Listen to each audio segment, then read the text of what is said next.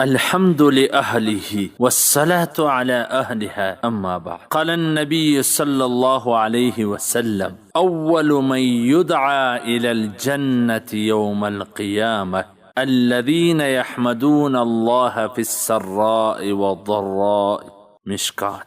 د نبی کریم صلی الله علیه وسلم فرمان دی چې د قیامت په ورځ د ټولو څه د مخه چې کم خلک د جنت لپاره رابلل کیږي، دا به هغه خلک وي کم څوک چې په خوشحالي او پریشانی یعنی شادي او غم کې د الله جل جلاله حمد بیانوي. عزتمنو، په دې حدیث کې نبی کریم صلی الله علیه وسلم د ټولو څه د مخه چې کم خلک په جنت کې داخليږي د هغو نښانې بیان کړي چې کم څوک په هر حال کې الله یادوي، که د خوشحالي حالت وي که د پریشانی حالت وي، که غم وي که شادي وي. دغه دوه قید زکه سره ولګول چې اکثره انسان په دا دوه حالتونو کې الله ییر کړي، چې ډېره خوشحالي پر راغلې وي، شادي وي، د داسې الله ییر سي، بس نافرمانی شروع. یو چې ډېر سخت حالات وي، مصیبت وي، پریشانی وي، غم وي، د داسې الله ییر سي. خاص کر په غم کې انسان الله ییر کړي. کله کله د خولې څخه داسې الفاظ راووځي چې په شریعت کې هغه ناخوښ الفاظ وي، په شریعت کې د هغه الفاظ سره ډېره خطره تړلې وي،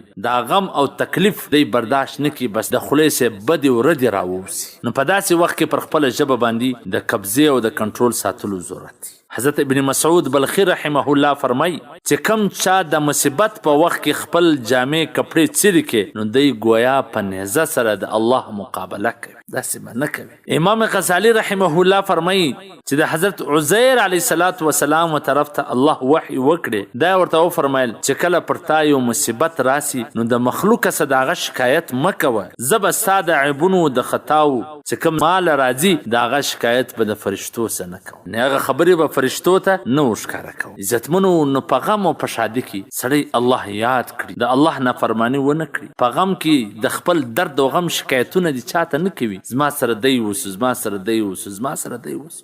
د دعا په توري چاته ویلی سي، لیکن د خپل غم او د درد شکایتونه به چاته نه کوي. نو چې ته نه کوي، الله جل جلاله به هم ستا عیبونه، خطاوي، ګناهونه پټ ساتي. والسلام.